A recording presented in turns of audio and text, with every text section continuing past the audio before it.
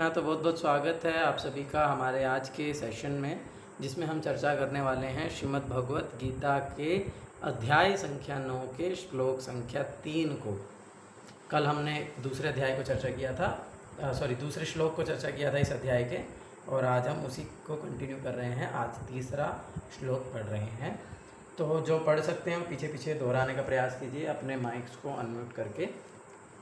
अश्रद्धाना पुरुषा अश्रद्धाना पुरुषाः धर्मस्यास्य परन्तप धर्मस्य परन्तप अप्राप्य मां निवर्तन्ते अप्राप्य मां मृत्यु संसारवर्त्मनि। मृत्यु संसारवर्त्मनि। तो बहुत अच्छा श्लोक है, इम्पोर्टेंट श्लोक है ये भी, और तो इसको समझते हैं। अश्रद्धाना, अश्रद्धाना का अर्थ है श्रद्धा से विहीन पुरुषः, मतलब जो व्यक्ति। तो जो लोग धर्मस्य मतलब धर्म के प्रति, तो किस धर्म के प्रति? कल हमने चर्चा किया था धर्म क्या है, सर्वश्रेष्ठ धर्म क्या है ना, इस विषय में हमने कल चर्चा किया था। हैंड रेस कीजिए, कौन बताना चाहेगा क्या है सर्वश्रेष्ठ धर्म क्या है?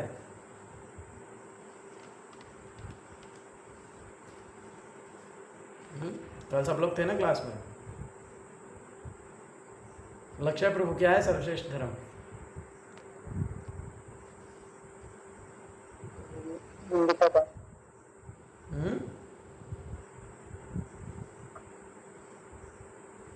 मोहित प्रभु, क्या है सर्वश्रेष्ठ धर्म?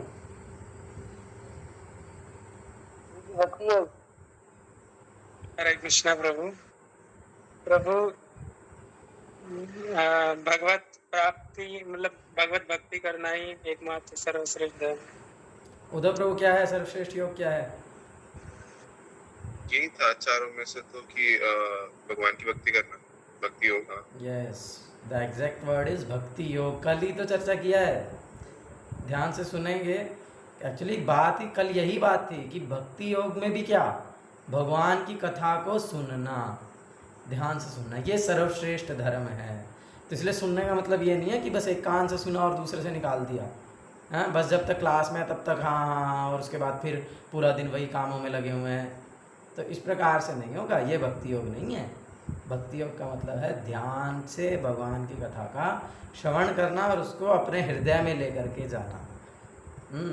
तो इसीलिए यहाँ पर जिस धर्म की बात कही गई है, किस धर्म की बात हो रही है? भक्ति योग की बात हो रही है। यानी कि जो ये अस्य शब्द यूज हुआ, धर्मस्य अस्य, अस्य मीन्स जिसके बारे में अभी भगवान ने बताया पिछले श्लोक में, राज विद्या राजगुह्यम पवित्रम इदम उत्तमम, जो ये जो राज विद्या है, यानी कि ये जो भक्ति योग है, जो कृष्ण भावनामृत का ज्ञान है, जिन लोगों की इसमें श्रद्धा नहीं है, अश्रद्धाना पुरुषा, जिन लोगों की इसमें श्रद्धा नहीं है, ऐसे लोगों का क्या होता है? परंतपा, अर्जुन का नाम है, जो शत्रुओं का वध करने वाले हैं। अप्राप्य माम, भगवान बोल रहे हैं कि अप्राप्य माम, वे मुझे कभी प्राप्त नहीं कर पाते। तो जिन लोगों का भगवान में श्रद्धा नहीं है, भक्ति में श्रद्धा नहीं है, वे लोग भगवान को प्राप्त नहीं कर पाते। और फिर क्या होता है? निवर्तन्ते, फिर से लौटते हैं। कहाँ लौटते हैं? मृत्यु संसार वर्तमनि, इसी संसार में, इसी भौतिक संसार में जहाँ पर क्या है, जन्म मृत्यु का चक्र है, वहाँ पर फिर से लौट जाते हैं। तो इसीलिए भक्ति में श्रद्धा होना कितना आवश्यक है। यदि हम भगवान के धाम जाना चाहते हैं, यदि हम अपने जीवन का उद्देश्य जो है, क्या है हमारे जीवन का उद्देश्य? भगवान के धाम जाना। तो भगवान के धाम में यदि हम प्रवेश प्राप्त करना चाहते हैं, तो उसके लिए हमको क्या करना होगा? उसके लिए हमको श्रद्धा विकसित करनी होगी, दृढ़ श्रद्धा विकसित करनी होगी। प्रभुपाद जी यहाँ पर वास्तविक अर्थ बताएंगे अभी कि श्रद्धा का वास्तविक अर्थ क्या है। तात्पर्य पढ़िए उद्धव प्रभु। हरे कृष्ण। श्रद्धा विहीन के लिए भक्ति योग पाना कठिन है, यही इस श्लोक का तात्पर्य है। श्रद्धा तो भक्तों की संगति से उत्पन्न की जाती है। महापुरुषों से वैदिक प्रमाणों को सुनकर भी अभागे लोग ईश्वर में श्रद्धा नहीं रखते। वे झिझकते रहते हैं और भगवत भक्ति में दृढ़ नहीं रहते। इस प्रकार कृष्ण भावनामृत की प्रगति में श्रद्धा मुख्य है। चैतन्य चेतामृत में कहा गया है कि श्रद्धा तो यह पूर्ण विश्वास है कि परमेश्वर श्री कृष्ण की ही सेवा द्वारा सारी सिद्धि प्राप्त की जा सकती है। यही वास्तविक श्रद्धा है। श्रीमद् भगवद गीता में कहा गया है। फिर से पढ़ना लास्ट लाइन। श्रीमद् भागवत में कहा गया है। कल भी मैंने पर्टिकुलरली यही बोला कि जब पढ़ते हैं तो ध्यान से पढ़ना है, वो श्रीमद् भागवत लिखा है या भगवत गीता लिखा है। तो इसको ध्यान रखना है, दोनों शास्त्र अलग अलग हैं। तो यस, तो यहाँ पर बताया गया है कि जो श्रद्धा है वो भक्तों की संगति से उत्पन्न की जाती है। लेकिन अब तक जो लोग सुने होंगे भक्ति का प्रोसेस, तो उसमें हमने क्या सुना है? आदो श्रद्धा ततो साधु संग। जब किसी के हृदय में श्रद्धा होती है तब तो व्यक्ति साधुओं का संग करने आता है ना। जब किसी का भगवान के प्रति कुछ श्रद्धा होता है तो वो मंदिर आता है, तो वो साधुओं को जब देखता है, अरे here are some sadhus, they are talking about Krishna, तो let me associate with them, है ना। इस प्रकार से प्रभुपाद बोलते हैं। तो जब इस प्रकार से आप किसी की श्रद्धा होती है तो ही तो वो भक्तों की संगति करने के लिए आता है ना। हम सब में कुछ श्रद्धा है तभी तो हम यहाँ पर भगवत गीता की कथा सुनने के लिए आए हैं।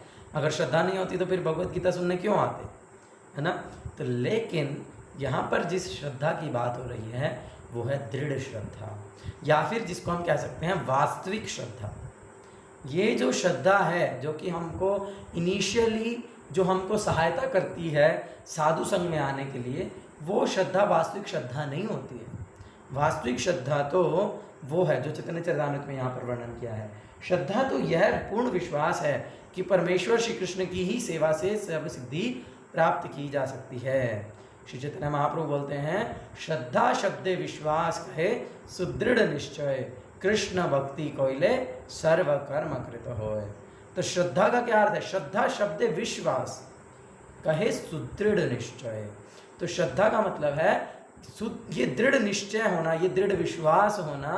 क्या दृढ़ विश्वास होना? कि कृष्ण भक्ति कोइले सर्व कर्म कृत होए, कि भगवान कृष्ण की भक्ति करने से बाकी सारे कार्य हो जाएंगे।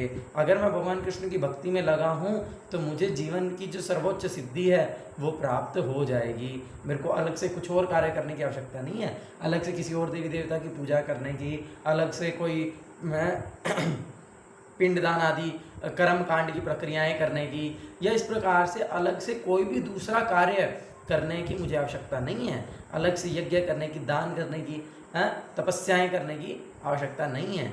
यदि मैं क्या कर रहा हूँ? कृष्ण भक्ति कोइले, अगर मैं क्या कर रहा हूँ? भगवान कृष्ण की सेवा में लगा हुआ हूँ, तो ये दृढ़ श्रद्धा है। और ये दृढ़ श्रद्धा विकसित होती है भक्तों की संगति से। जब हम भक्तों की संगति में रहते हैं, जब हम ऐसे लोगों की संगति में रहते हैं जिनको इस बात में दृढ़ श्रद्धा है कि कृष्ण भक्ति करना जो है वह सर्वश्रेष्ठ है और कृष्ण भक्ति करने से जो है सर्व सिद्धि प्राप्त हो जाती है, ऐसे भक्तों की संगति करने से जो है हमारी श्रद्धा विकसित होती है या हमारी श्रद्धा बढ़ती है। लेकिन फिर भी कुछ ऐसे लोग हैं जो अभागे लोग, जो कि ऐसे वैदिक प्रमाणों से सुनने के बाद भी, महापुरुषों से सुनने के बाद भी श्रद्धा विकसित नहीं कर पाते। और ऐसे श्रद्धा विहीनों के लिए भक्ति योग को पाना अत्यंत कठिन है। ऐसे श्रद्धा विहीन लोग भगवान की भक्ति में नहीं लगते और इस कारण से वे भगवान को प्राप्त नहीं कर पाते। ठीक है ना। तो इसीलिए हमको क्या करना है? भक्तों की संगति करनी है ना। तो श्रद्धा को बढ़ाने के लिए 3 स्टेप्स बताए गए हैं। गुरु महाराज अपने लेक्चर्स में बताते हैं कि अगर हम अपनी श्रद्धा को बढ़ाना चाहते हैं, यानी कि अगर हम अपनी श्रद्धा को, जो हमारी अभी जो इनिशियल श्रद्धा है उसको हम दृढ़ श्रद्धा के स्तर पर लाना चाहते हैं, तो उसके लिए हमको क्या करना होगा? उसके लिए हमको 3 स्टेप्स को फॉलो करना चाहिए। सबसे पहला, ऐसे भक्तों की संगति करना जिनकी श्रद्धा भगवान में हमसे अधिक है, यानी कि जिनकी दृढ़ श्रद्धा है भगवान के प्रति, ऐसे भक्तों की संगति करना, ये सबसे पहला पॉइंट है। फिर उसके बाद दूसरा पॉइंट क्या है? वॉलंटरीली सर्विस, अपनी इच्छा से हमको कुछ भगवान की सेवाएं करना। जो हमको सेवाएं दी गई हैं, जो हमको असाइंड सर्विसेज हैं, उसके अतिरिक्त भी कुछ वॉलंटरीली सर्विसेज करना, कुछ अपनी इच्छा से भगवान की सेवाओं के लिए अपने आप को प्रस्तुत करना, इससे भी जो है हमारी श्रद्धा बढ़ती है। और तीसरा है अपनी इंद्रियों को संयमित करना, है ना। श्रीमद् भगवद गीता में श्लोक आता है, भोगैश्वर्या प्रसक्ता नाम तया प्रतचेतसाम व्यवसायत्मिका बुद्धि समाधो न विधीयते। हाँ, तो जो भोग ऐश्वर्य में लगा हुआ है, जो व्यक्ति अपने जीवन में भोग करना चाहता है और ऐश्वर्यों के लिए पागल है, ऐसा व्यक्ति कभी भी समाधि को प्राप्त नहीं कर पाता। ऐसा व्यक्ति कभी भी अपने जीवन के लक्ष्य के प्रति एकनिष्ठ नहीं हो पाता है। इसीलिए यदि हम एकनिष्ठ होना चाहते हैं अपने लक्ष्य के प्रति, भगवत प्राप्ति के लिए, इस भक्ति योग का यदि हम पालन करना चाहते हैं, तो उसके लिए हमको क्या करना होगा? वॉलंटरीली एक्सेप्ट इनकन्वीनियंसेस, हमको तपस्या करनी होगी, हमको ये भोग ऐश्वर्यों को अपनी इच्छा से छोड़ना होगा। हाँ, तो जब हम इस प्रकार से ये तीन चीज़ें करते हैं, तो फिर हमारी जो श्रद्धा है वो भगवान के प्रति बढ़ जाती है, या ये जो वास्तविक श्रद्धा है उसको हम विकसित कर पाते हैं। इसीलिए श्रीमद्भागवतम का श्लोक है, श्रीमद्भागवतम में कहा गया है, यथा तरोर्मूल निषेचनेन तृप्यन्ति यत्स्कन्धभुजोपशाखा प्राणोपहाराच्च यथेन्द्रियाणां तथैव सर्वाहरणमच्युतेजया। तो यहाँ पर श्रीमद्भागवतम में दो उदाहरण दिए गए हैं बड़े सुंदर। यथा, जिस प्रकार से तरोर मूल, तरो बोलते हैं पेड़ को, है ना। तरोर मूल तो यानी कि पेड़ की जड़ को क्या करने से? निषेचनेना, सींच देने से। जिस प्रकार से अगर पेड़ की जड़ को पानी दे दिया जाता है तो क्या होता है? तृप्यंती तत्स्कंद भुजोपशाखा, तो उसके जो स्कंद हैं, उसकी जो भुजाएं हैं, उसकी जो शाखाएं हैं, यानी कि उस पेड़ पर जो तना है, जो शाखाएं हैं, जो डालियां हैं, जो पत्ते हैं, जो फल हैं, जो फूल हैं, वो स्वतः तृप्त हो जाते हैं, उनको स्वतः ही पानी मिल जाता है। ये एक उदाहरण। फिर दूसरा उदाहरण, और जिस प्रकार से प्राणोपहाराच्च यथेन्द्रियाणाम, जिस प्रकार से आमाशय को यानी कि पेट को जब हम भोजन खिला देते हैं, जब हम भोजन को अपने पेट तक पहुंचा देते हैं, तो तथेन्द्रियाणाम, तो वह सभी इंद्रियों को स्वतः मिल जाता है। ऐसा नहीं है कि मेरे सिर में दर्द हो रहा है तो मैं दवाई खा करके उसको उल्टा लटक जाऊं ताकि वो दवाई सिर तक पहुंच जाए और मेरा सिर का दर्द ठीक हो जाए, है ना। ऐसा करने की आवश्यकता नहीं है।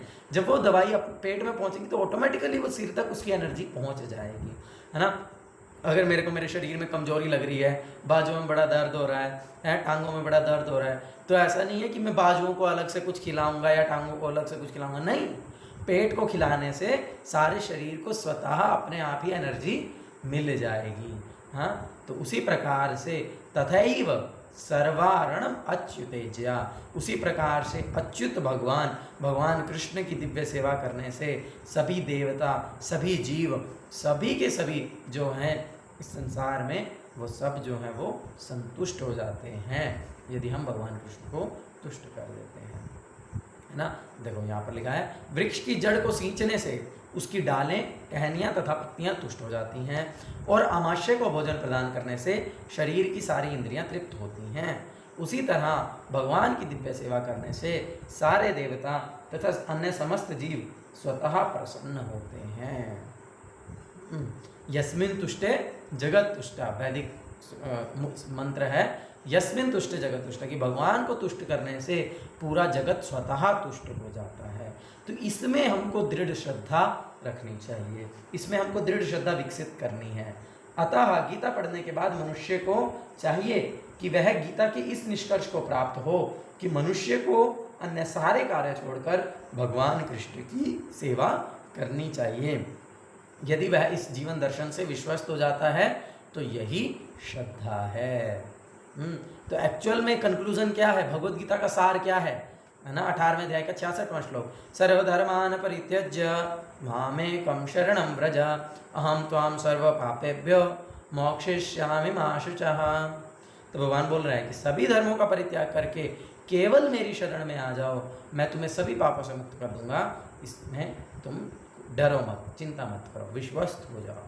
तो यही श्रद्धा है, यही भगवत गीता का सार है। तो अगर हम भगवत गीता को पढ़ रहे हैं तो उसका वास्तविक लाभ तभी हमको मिलेगा जब हम इस निष्कर्ष पर पहुंच जाएं कि भगवान की भक्ति करने के अतिरिक्त मेरे जीवन में करने के लिए और कोई दूसरा कार्य नहीं है। यदि मैं भगवान की भक्ति कर रहा हूं तो सब कुछ हो गया। This is the highest action that I can do.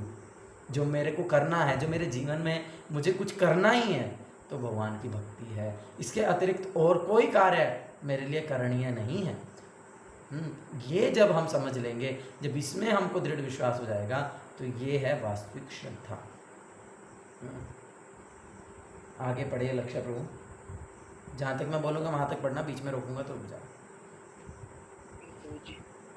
कैसे पढ़ना प्रभु जी? इस श्रद्धा से? हाँ जी, हाँ जी। हरे कृष्ण। इस श्रद्धा का विकास कृष्ण भावनामृत की विधि है। कृष्ण भावना भावित व्यक्तियों की 3 कोटियां हैं। तीसरी कोटि में वे लोग आते हैं जो श्रद्धा विहीन हैं। यदि ऐसे लोग ऊपर ऊपर भक्ति में लगे भी रहें तो भी उन्हें सिद्ध अवस्था प्राप्त नहीं हो पाती। संभावना यही है कि वे लोग कुछ काल के बाद नीचे गिर जाएं। वे भले ही भक्ति में लगे रहें, किंतु पूर्ण विश्वास तथा श्रद्धा के अभाव में कृष्ण भावनामृत में उनका लगा रह पाना कठिन है। अपने प्रचार कार्यों के दौरान हमें इसका प्रत्यक्ष अनुभव है कि कुछ लोग आते हैं और किन्हीं गुप्त उद्देश्यों से कृष्ण भावनामृत को ग्रहण करते हैं, किंतु जैसे ही उनकी आर्थिक दशा कुछ सुधर जाती है कि वे इस विधि को त्याग कर पुनः पुराने ढर्रे पर लग जाते हैं। कृष्ण भावनामृत में केवल श्रद्धा के द्वारा ही प्रगति की जा सकती है। हाँ, हरे जहाँ कृष्ण। तक ठीक है, आगे कौन पढ़ना चाहेगा? हरे हरे कृष्ण प्रभु। हाँ जी, पढ़िए।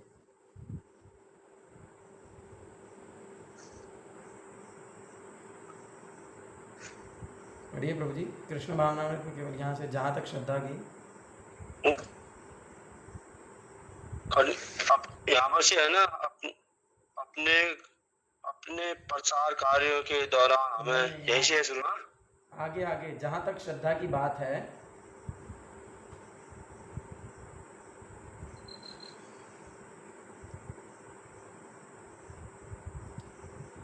पढ़िए पढ़िए। अपने प्रसार कार्यों के दौरान हमें इसका प्रत्यक्ष अनुभव है कि कुछ लोग आते हैं और किन्हीं गुप्त उद्देश्यों से कृष्ण भावनामृत को ग्रहण करते हैं, किंतु जैसे ही उनकी आर्थिक दशा कुछ सुधर जाती है, वे इस विधि को त्याग कर पुनः पुराने डरे पर लग जाते हैं। कृष्ण भावनामृत में केवल श्रद्धा के द्वारा ही प्रगति की जा सकती है। जहाँ तक श्रद्धा की बात है कि जो लोग भक्ति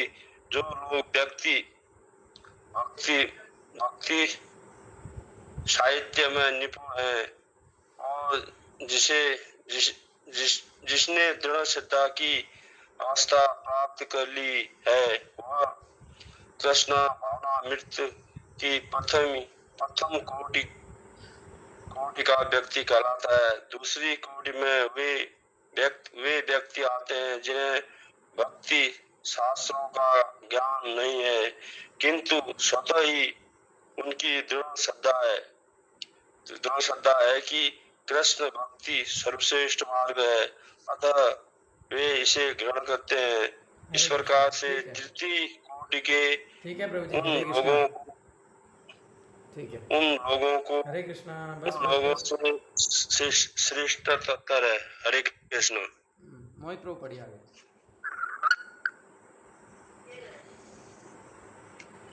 हरे कृष्ण प्रभु।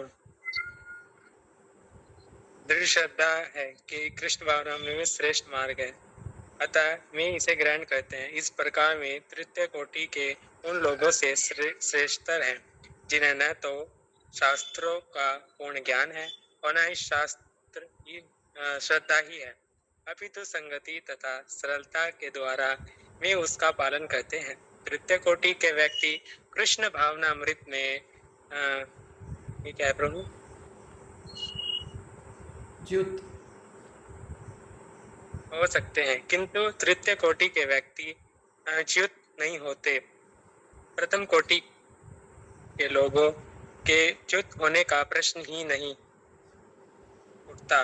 प्रथम कोटि के व्यक्ति निश्चित रूप से प्रगति करके अतः अंत में अभिष्ट फल प्राप्त करते हैं। तृतीय कोटि के व्यक्ति को यह श्रद्धा तो रहती है कि कृष्ण की भक्ति उत्तम होती है, किंतु भागवत तथा गीता जैसे शास्त्रों से उसे कृष्ण का पर्याप्त ज्ञान प्राप्त नहीं हो पाता। कभी कभी इस तृतीय कोटि के व्यक्तियों की प्रवृत्ति कर्म योग तथा ज्ञान योग की ओर रहती है और कभी कभी वे विचलित होते रहते हैं, किंतु जो ही उनसे ज्ञान तथा कर्मयोग का संदूषण निकल जाता है, वे कृष्ण भावनामृत की द्वितीय कोटि या प्रथम कोटि में प्रविष्ट होते हैं। ठीक है, कृष्ण के ठीक है। सोमपाल प्रभु जी पढ़ेंगे।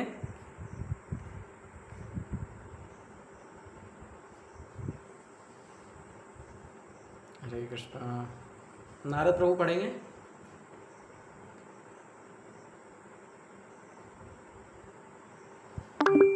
निशांत प्रभु पढ़िए।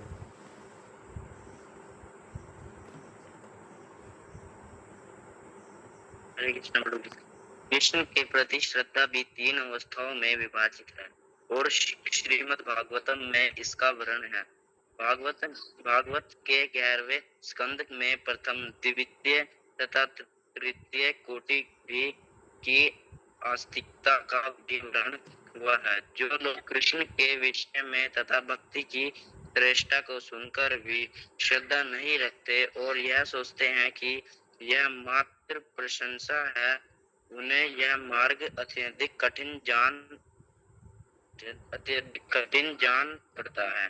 भले ही वे ऊपर से भक्ति में रत क्यों न हो, उसे सिद्धि प्राप्त होने की बहुत कम आशा है। इस प्रकार भक्ति करने के लिए श्रद्धा परमावश्यक है। ठीक। तो यहाँ पर इसका तात्पर्य पूरा हो गया। तो बेसिकली मैंने इसीलिए पहले पूरा तात्पर्य पढ़वाया है ताकि हम एक साथ इसका पूरे को चर्चा कर सकें, क्योंकि प्रभुपाद जी यहाँ पे एक ही टॉपिक के विषय में बात कर रहे हैं लेकिन ऊपर नीचे थोड़ा सा बताया है, तो इसीलिए हम उसको थोड़ा सा समराइज़ कर देते हैं। तो यहाँ पर प्रभुपाद जी ने 3 अवस्थाओं के विषय में चर्चा की है, 3 कोटियों के भक्तों के बारे में बात की है, यानी कि लोगों को 3 कैटेगरी में डिवाइड किया जा सकता है। तो सबसे पहले प्रभुपाद जी 3rd लेवल के बारे में बता रहे हैं, जो सबसे नीचे हैं, जो लोएस्ट हैं। और ऐसे लोगों की श्रद्धा कैसी होती है? ऐसे लोगों को ना तो शास्त्रों का ज्ञान होता है ना, ना ही तो वो शास्त्र जानते हैं, और ना ही ऐसे लोगों की कोई श्रद्धा होती है। और इसीलिए बस, लेकिन वो भक्ति करते हैं, यानी कि भक्ति नहीं कर रहे हैं, वो भक्ति करते हुए दिखते हैं। तो लेकिन ना तो वो शास्त्र जानते हैं और ना ही उनकी कोई ज़्यादा श्रद्धा है, उनकी श्रद्धा दृढ़ नहीं है बिल्कुल भी। तो इसलिए ऐसे लोग बहुत ही सरलता से भक्ति जीवन से च्युत हो जाते हैं, बहुत ही जल्दी भक्ति को छोड़ देते हैं। जैसे ही उनके सामने कोई दूसरा व्यक्ति कोई सो कॉल्ड आर्ग्यूमेंट प्रेजेंट कर दे तो इमीडिएटली वो भक्ति को छोड़ देते हैं, क्योंकि उनकी श्रद्धा भी अच्छी नहीं है, विकसित नहीं है, और ज्ञान तो उनको है ही नहीं। ऐसे लोग ऊपर से भक्ति में लगे भी रहते हैं तो भी उनको सिद्धावस्था प्राप्त हो नहीं सकती। ऐसे लोग चाहे पूरा जीवन भक्ति का दिखावा करते भी रहें तब भी वो भगवान के धाम नहीं जाएंगे अंत में, क्योंकि उनके द्वारा की जाने वाली भक्ति वास्तविक भक्ति नहीं है। यहाँ पर प्रभुपाद जी ने एक लाइन में बोला कि जो भक्ति है वो तो श्रद्धा पर निर्भर करती है, आपने कितनी श्रद्धा विकसित की है। तो यहाँ पर प्रभुपाद जी ने बहुत सॉफ्ट तरीके से कहा है, गुरु महाराज भी बोलते हैं कि गुप्त उद्देश्यों से कुछ लोग कृष्ण भावनामृत को स्वीकार करते हैं, और फिर जब वो उद्देश्य पूरा हो जाता है तो फिर कृष्ण भावनामृत को छोड़ देते हैं। जैसे कि ये तो अंतर्राष्ट्रीय संस्था है ना, तो यहाँ पर बहुत सारे देशों के जो लोग हैं वो जुड़े हुए हैं। तो कोई कोई सोचता है कि अगर मैं इस संस्था से जुड़ जाऊंगा तो मैं एक विदेशी लड़की से शादी कर लूँगा, या मैं एक विदेशी लड़के से शादी कर लूँगा, या फिर इस संस्था में तो बहुत ज़्यादा धन है तो मैं इस संस्था में जब भक्त बन जाऊंगा तो मैं यहाँ से बहुत सारा धन चुरा करके भाग जाऊंगा, हैं? या फिर तो इस प्रकार से अनेक गुप्त कारणों से व्यक्ति जो है, या फिर संसार में तो मेरे को लोग सम्मान नहीं करते हैं, मैं यहाँ पे तो सब एक दूसरे को प्रभु जी बोलते हैं, चलो बढ़िया है तो मैं ज्वाइन कर लेता हूँ, सब लोग मेरे को प्रभु जी बोलेंगे, हैं? सिंहासन पे बिठाएंगे, माला पहनाएंगे। तो इस प्रकार से अनेक गुप्त कारणों से बहुत सारे लोग इस कृष्ण भावनामृत आंदोलन को ज्वाइन करते हैं। लेकिन जब उनके वो उद्देश्य पूरे हो जाते हैं, जब एक विदेशी लड़की से शादी हो जाती है, या जब बहुत सारा पैसा वो अपने अकाउंट में ट्रांसफ़र कर लेते हैं हेरा फेरी करके, या फिर हैं इस प्रकार से जब उनका जो भी गुप्त उद्देश्य है वो पूरा हो जाता है तो फिर वो गायब हो जाते हैं। तो इसीलिए ऐसे लोग वास्तविकता में भक्त नहीं होते, वे केवल भक्त जैसे दिखते हैं। प्रभुपाद भागवतम में इनको सूडो डिवोटी कहे हैं। सूडो का मतलब छद्म भक्त, मतलब भक्त के वेश में हैं लेकिन वे भक्त नहीं है ना। तो इस प्रकार से इस प्रकार के लोग कभी भी सिद्धि को प्राप्त नहीं कर सकते, इस प्रकार के लोग कभी भी भगवान के धाम में प्रवेश नहीं कर सकते। सहजिया लोग भी मोर और लेस इसी कैटेगरी में ही आते हैं। तो लगते हैं कि भाई भक्ति कर रहे हैं, लेकिन क्योंकि उनका शास्त्रों का तो ज्ञान होता नहीं है, शास्त्रों के आधार पर तो वे भक्ति कर नहीं रहे हैं, और वे कर्म कांड या ज्ञान कांड में प्रवृत्त होते दिखते हैं। जैसे यहाँ पर भी प्रभुपाद जी ने तात्पर्य में बताया, तो वो भक्ति योग को स्वीकार नहीं करते, वास्तविक जो भक्ति योग है, और इस कारण से वे परम सिद्धि को प्राप्त नहीं कर पाते, देखने में चाहे कितने भी बड़े भक्त लगते हों। फिर उसके बाद प्रभुपाद जी ने दूसरे स्तर के भक्तों के बारे में बताया है, दूसरी कोटि के, जो कि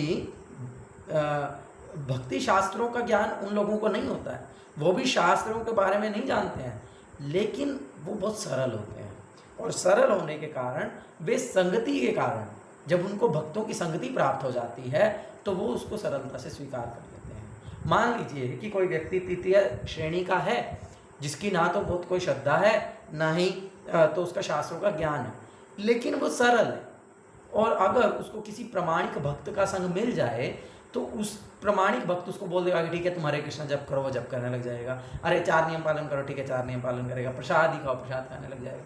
तो वो नहीं जानता है कि जप क्यों करना है, क्या हरे कृष्ण महामंत्र ही क्यों जप करना है और कुछ क्यों नहीं जप करना है, या फिर ये 4 नियम क्यों बनाए गए हैं, कहाँ से ये 4 नियम आते हैं, और क्यों केवल प्रसाद ही खाना चाहिए। वो हो सकता है कि इसके पीछे के शास्त्रीय सिद्धांतों को ना जानता हो, लेकिन वो सरलता पूर्वक ऐसे भक्त की संगति में आने के कारण सरलता से उसने स्वीकार कर लिया इस कृष्ण भावनामृत को। तो ऐसा व्यक्ति दूसरी श्रेणी का माना जाता है। तो ऐसा व्यक्ति सब चीज़ों का पालन करता है और संगति से करता है। तो ऐसे व्यक्ति के भी च्युत होने के यानी कि फॉल डाउन होने के चांस कम होते हैं, वो भी टिक जाता है। क्यों? क्योंकि वो जब तक वो संगति में रहेगा और उस प्रकार से उन चीज़ों का पालन करता रहेगा तब तक वो भी टिका रहेगा, और फिर हो सकता है कि अल्टीमेटली वो भगवान के धाम को प्राप्त करे।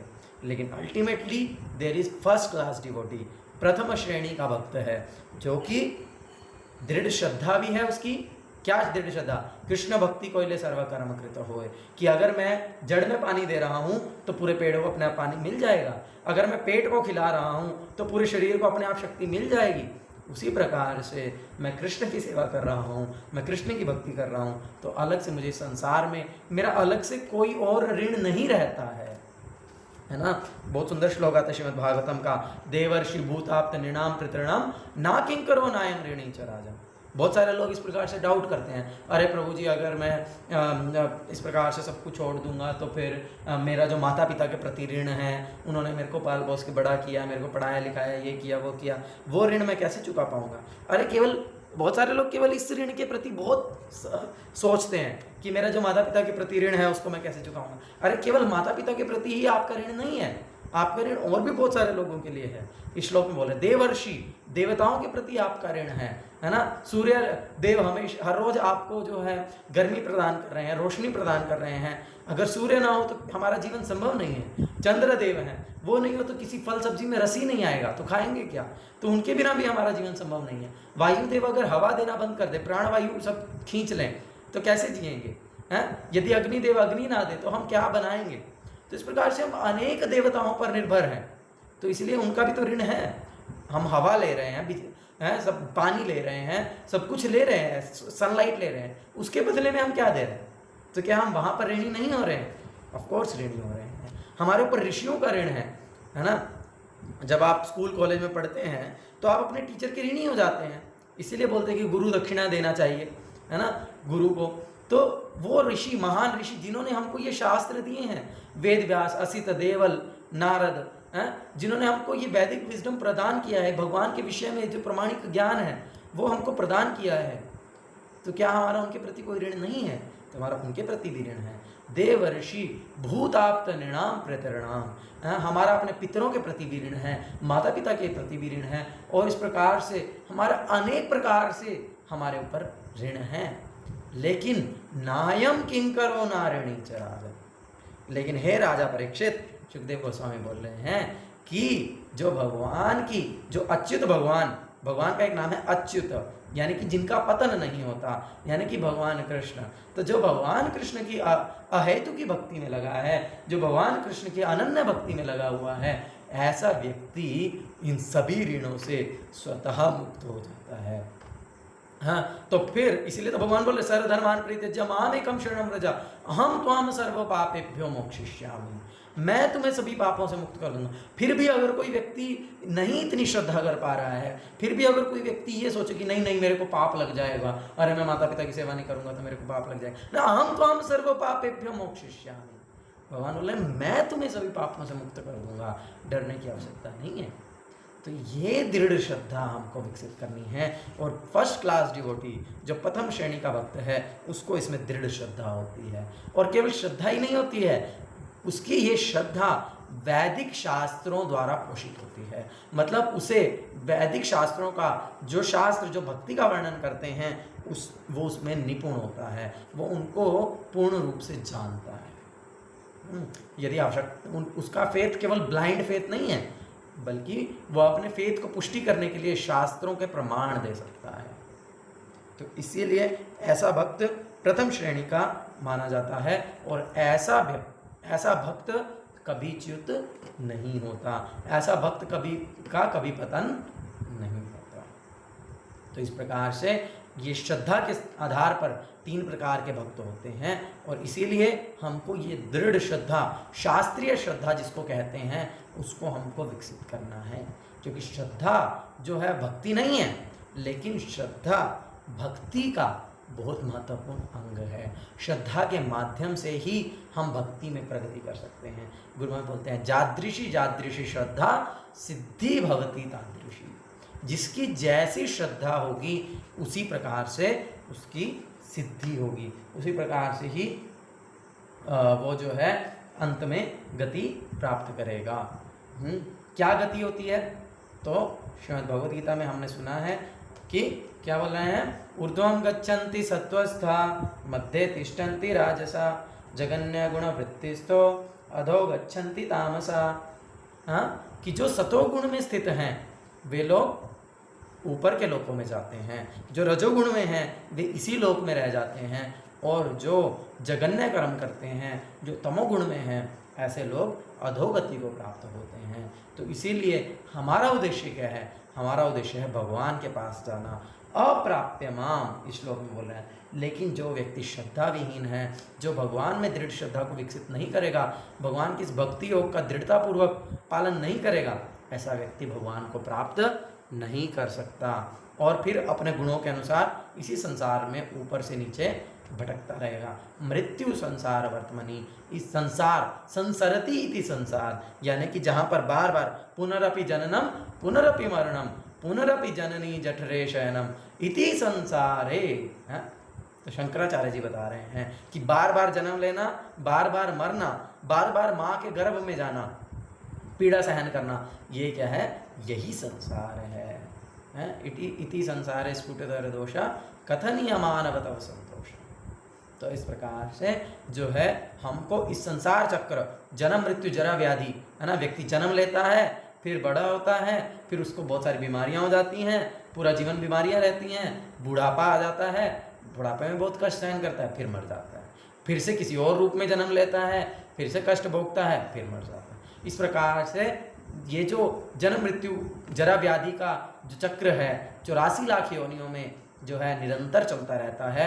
और जो व्यक्ति भक्ति योग के प्रति, भगवान के प्रति श्रद्धा विकसित नहीं करते, ऐसे लोग इसी संसार में भटकते रहते हैं। तो इसीलिए हमको भगवान के भक्तों के संग से, श्रील प्रभुपाद जैसे भगवान के अनन्य भक्तों, शुद्ध भक्तों की संगति करके, है ना, हमको भगवान के प्रति ये दृढ़ श्रद्धा, शास्त्रीय श्रद्धा विकसित करनी है, ताकि फिर से हमको इस संसार में ना लौटना पड़े और हम भगवान के धाम में जा सके, भगवान के धाम को प्राप्त कर सकें। ठीक है जी। हरे कृष्णा कृष्णा कृष्णा हरे हरे, हरे राम राम राम हरे हरे। भगवद्वाणी श्रीमद् भगवद गीता की जय। श्रील प्रभुपाद की जय। श्रील सुख स्वामी गुरु महाराज की जय। निताई गौर परमानंदे। हरि हरि बोल। हरे कृष्ण।